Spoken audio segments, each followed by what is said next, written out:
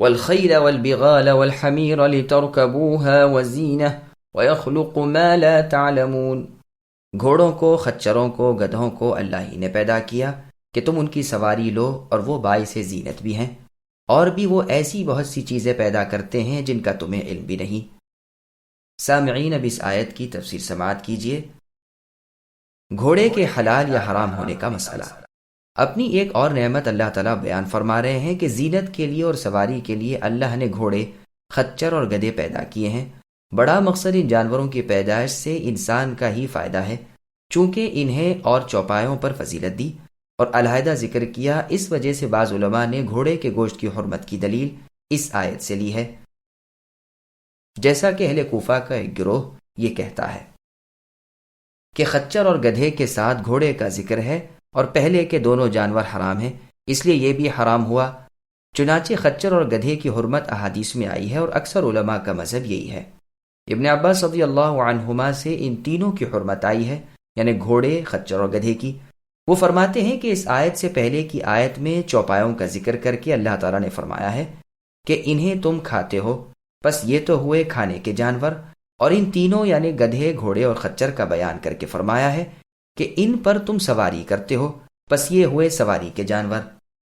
مسند کی حدیث میں ہے کہ رسول اللہ نے گھوڑوں کے، خچروں کے اور گدھوں کے گوشت کو منع فرمایا ہے، لیکن اس کے راویوں میں ایک راوی صالح ابن یحییٰ ابن مقدام ہے جن میں کلام ہے۔ مسند کی ایک اور حدیث میں مقدام ابن معدی کریب رضی اللہ عنہ سے منقول ہے کہ ہم خالد ابن الولید رضی اللہ عنہ کے ساتھ صاعقہ کی جنگ میں تھے، میرے پاس میرے ساتھی گوشت لائے، مجھ سے ایک پتھر مانگا، میں نے دیا، انہوں نے اس میں اسے باندھا، میں نے کہا ٹھہرو، میں خالد رضی اللہ عنہ سے دریافت کر آؤں۔ انہوں نے فرمایا ہم رسول صلی اللہ علیہ وسلم کے ساتھ غزوہ خیبر میں تھے، لوگوں نے یہودیوں کے کھیتوں پر جلدی شروع کر دی، رسول اللہ نے مجھے حکم دیا کہ لوگوں میں ندا کر دوں کہ نماز کے لیے آ جائیں اور مسلمانوں کے سوا کوئی نہ آئے۔ پھر فرمایا کہ اے لوگوں، تم نے یہودیوں کے باغات میں گھسنے کی جلدی مچائی، سنو، معاہد شخص کا مال بغیر حق حلال نہیں، اور پالتو گدھوں کے، گھوڑوں کے اور خچر کے گوشت، اور ہر ایک کچھلیوں والا درندہ اور ہر ایک پنجے سے شکار کھیلنے والا پرندہ حرام ہے، لیکن اس کی سند میں بھی ضعف اور کمزوری ہے۔ رسول اللہ کی ممانعت یہود کے باغات سے شاید اس وقت تھی جب ان سے معاہدہ ہو گیا، بس اگر یہ حدیث صحیح ہوتی تو بے شک گھوڑے کی حرمت کے بارے میں نص تھی، لیکن اس میں بخاری اور مسلم کی حدیث کے مقابلے کی قوت نہیں، جس میں جابر رضی اللہ عنہ سے منقول ہے کہ رسول اللہ نے پالتو گدھوں کے گوشت کو منع فرما دیا اور گھوڑوں کے گوشت کے کھانے کی اجازت دی۔ اور سنن ابی داود میں ہے کہ ہم نے خیبر والے دن گھوڑے اور خچر اور گدھے ذبح کیے، تو ہمیں رسول اللہ نے خچر اور گدھے کے گوشت سے منع کر دیا، لیکن گھوڑے کے گوشت سے نہیں روکا۔ صحیح مسلم میں اسماء بنت ابی بکر رضی اللہ عنہا سے مروی ہے کہ ہم نے مدینہ میں رسول اللہ صلی اللہ علیہ وسلم کی موجودگی میں گھوڑا ذبح کیا اور اس کا گوشت کھایا۔ بس یہ سب سے بڑی اور سب سے قوی اور سب سے زیادہ ثبوت والی حدیث ہے، اور یہی مذہب جمہور علماء کا ہے۔ مالک، شافعی اور احمد رحمہم اللہ اور ان کے سب ساتھی اور اکثر سلف و خلف یہی کہتے ہیں کہ گھوڑے کا گوشت حلال ہے، واللہ اعلم۔ ابن عباس رضی اللہ عنہما کا بیان ہے کہ پہلے گھوڑوں میں وحشیت اور جنگلیت تھی، اللہ تعالیٰ نے اسماعیل علیہ السلام کے لیے اسے مطیع کر دیا۔ وہب رحمہ اللہ نے اسرائیلی روایتوں میں بیان کیا ہے کہ جنوبی ہوا سے گھوڑے پیدا ہوتے ہیں، واللہ عالم۔ ان تینوں جانوروں پر سواری لینے کا جواز تو قرآن کے لفظوں سے ثابت ہے۔ رسول اللہ صلی اللہ علیہ وسلم کو ایک خچر ہدیے میں دیا گیا تھا جس پر آپ سواری کرتے تھے۔ ہاں، یہ رسول اللہ نے منع فرمایا ہے کہ گھوڑوں کو گدھیوں سے ملایا جائے، یہ ممانعت اس لیے ہے کہ نسل منقطع نہ ہو جائے۔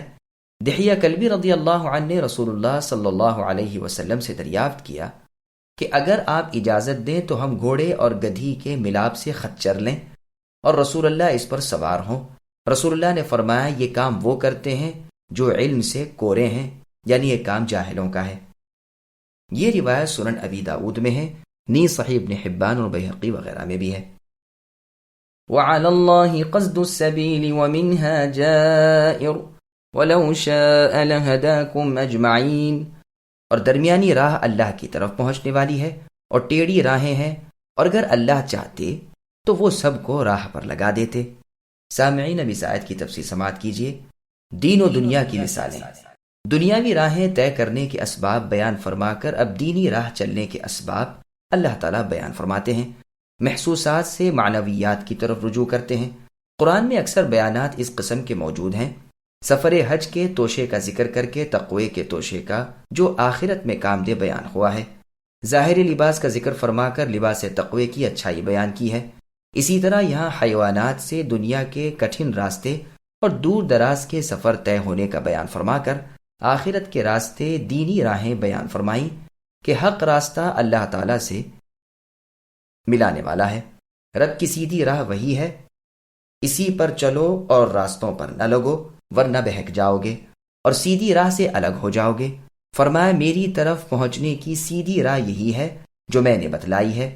طریق حق جو اللہ سے واصل کرنے والا ہے اللہ نے ظاہر کر دیا ہے، اور وہ دین اسلام ہے جسے اللہ نے واضح کر دیا ہے، اور ساتھ ہی اور راستوں کی گمراہی بھی بیان فرما دی ہے۔ پس سچا راستہ ایک ہی ہے جو کتاب اللہ اور سنت رسول صلی اللہ علیہ وسلم سے ثابت ہے، باقی اور راہیں غلط راہیں ہیں، حق سے یکسوئی ہیں، لوگوں کی اپنی ایجاد ہیں، جیسے یہودیت، نصرانیت، مجوسیت وغیرہ، کہ ہدایت رب کے قبضے کی چیز ہے۔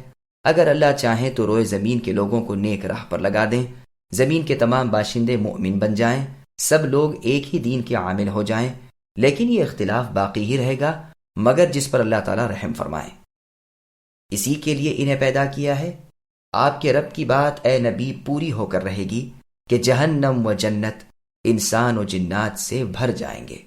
هو الذي أنزل من السماء ماء لكم منه شراب ومنه شجر فيه تسيمون ينبت لكم به الزرع والزيتون والنخيل والأعناب ومن كل الثمرات إن في ذلك لآية لقوم يتفكرون۔ وہی اللہ ہے جو تمہارے فائدے کے لیے آسمان سے پانی برساتے ہیں جسے تم اے انسانوں پیتے بھی ہو، اور اسی سے اگے ہوئے درختوں کو تم اپنے جانوروں کو چراتے ہو۔ اسی سے وہ تمہارے لیے کھیتی اور زیتون اور کھجور اور انگور اور ہر قسم کے پھل اگاتے ہیں۔ دھیان دھرنے والے لوگوں کے لیے تو اس میں بڑا ہی نشان ہے۔ سامعین، اب ان آیتوں کی تفسیر سماعت کیجیے۔ پانی اور پھل اللہ کی نعمتیں ہیں۔ چوپائے اور دوسرے جانوروں کی پیدائش کا احساس بیان فرما کر اور احسان بیان فرماتے ہیں کہ اوپر سے پانی وہی اللہ تو برساتے ہیں جس سے تم آپ فائدہ اٹھاتے ہو، اور تمہارے فائدے کے جانور بھی اس سے فائدہ اٹھاتے ہیں۔ میٹھا، صاف، شفاف، خوشگوار، اچھے ذائقے کا پانی تمہارے پینے کے کام آتا ہے۔ اللہ کا احسان نہ ہو تو وہ کھاری اور کڑوا بنا دے۔ اسی آب بارہ سے درخت اگتے ہیں اور وہ درخت تمہارے جانوروں کا چارہ بنتے ہیں۔ سوم کے معنی چرنے کے ہیں، اسی وجہ سے ابل سائمہ چرنے والے اونٹوں کو کہتے ہیں۔ پھر اللہ تعالیٰ کی قدرت دیکھو کہ ایک ہی پانی سے مختلف مزے کے، مختلف شکل و صورت کے، مختلف خوشبو کے، طرح طرح کے پھل پھول وہ تمہارے لیے پیدا کرتے ہیں۔ بس یہ سب نشانیاں ایک شخص کو اللہ تعالیٰ کی وحدانیت جاننے کے لیے کافی ہیں۔ اسی کا بیان اور آیتوں میں ہے، جیسا کہ سورہ نمل کی آیت نمبر 60 میں ہے کہ آسمان و زمین کے خالق، بادلوں سے پانی برسانے والے، ان سے ہرے بھرے باغات پیدا کرنے والے، جن کے پیدا کرنے سے تم اے انسانوں عاجز تھے، اللہ ہی ہے، اللہ کے ساتھ اور کوئی معبود نہیں، پھر بھی لوگ حق سے ادھر ادھر بھٹک رہے ہیں۔